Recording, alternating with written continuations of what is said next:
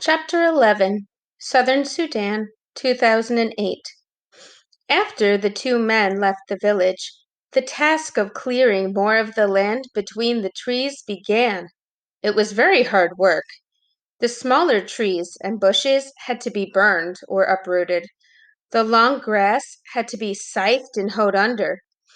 It was dangerous work, too, as poisonous snakes and scorpions hid in the grass. Naya was still making the two daily trips to the pond. Each time she returned, she could see that slowly but surely the patch of cleared earth was growing larger. The earth was dry and rock hard. Naya felt puzzled and doubtful. How could there be water in such a place? And when she asked Depp that question, he shook his head. She could see doubt in his eyes, too. Southern Sudan and Ethiopia, 1985. They buried Uncle in a hole about 2 feet deep, a hole that had already been made by some kind of animal. Out of respect for him, the group walked no more that day, but took time to mourn the man who had been their leader. Salva was too numb to think, and when thoughts did come to him, they seemed silly. He was annoyed that they would not be able to eat after all. While the men had been looting the group, more birds had arrived and pecked at the roasted stork until it was nothing but bones. The time for grief was short, and the walking began soon after dark. Despite the numbness in his heart, Salva was amazed to find himself walking faster and more boldly than he had before. Mariel was gone. Uncle was gone too, murdered by those newer men right before Salva's eyes. Mariel and Uncle were no longer by his side, and they would never be again. But Salva knew that both of them would have wanted him to survive, to finish the trip and reach the Atang refugee camp safely. It was almost as if they had left their strength with him to help him on his journey. He could not think about he could not think of any other explanation for the way he felt, but there was no doubt beneath his terrible sadness, he felt stronger. Now that Salva was without Uncle's care and protection, the group's attitude toward him changed. Once again, they grumbled that he was too young and small, and he might slow them down or start crying again as he had in the desert. No one shared anything with him, neither food nor company. Uncle had always shared the animals and birds he shot with everyone in the group, but it seemed they had all forgotten that, for Salva now had to beg for scraps, which were given grudgingly. The way they were treating him made Salva feel stronger still. There's no one left to help me. They think I'm weak and useless. Salva lifted his head proudly.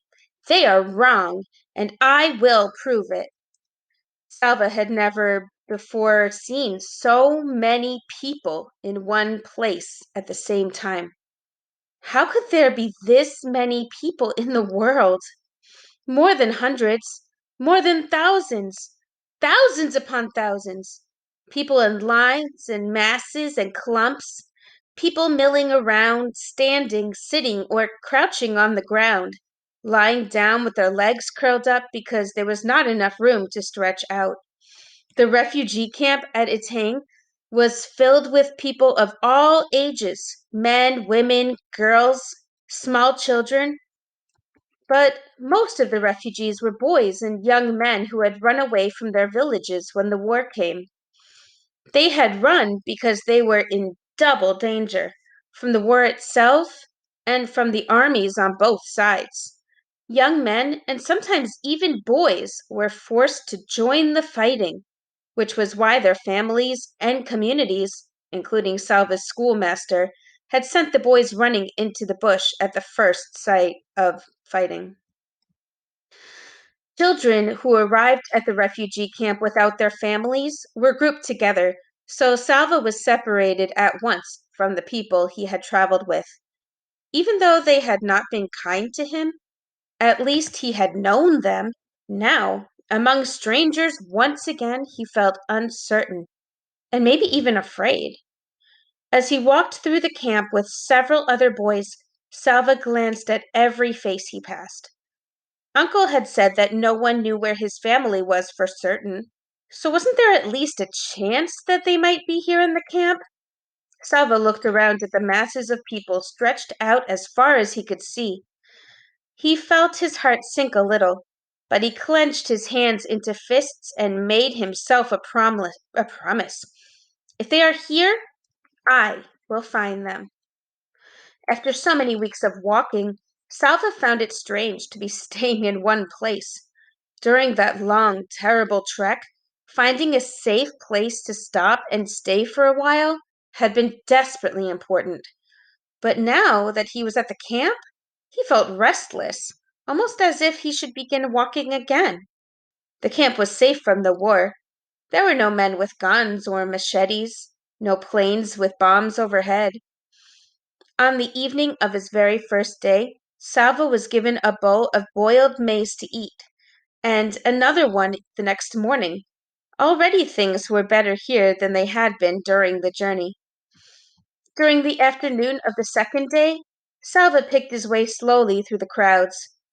Eventually, he found himself standing near the gate that was the main entrance to the camp, watching the new arrivals enter. It did not seem as if the camp could possibly hold any more, but still they kept coming, long lines of people, some emaciated, some hurt or sick, all exhausted. As Salva scanned the faces, a flash of orange caught his eye. Orange! An orange headscarf! He began pushing and stumbling past people. Someone spoke to him angrily, but he did not stop to excuse himself. He could still see a vivid spot of orange. Yes, it was a headscarf. The woman's back was to him, but she was tall like his mother. He had to catch up. There were too many people in the way. A half sob broke free from Salva's lips. He mustn't lose track of her.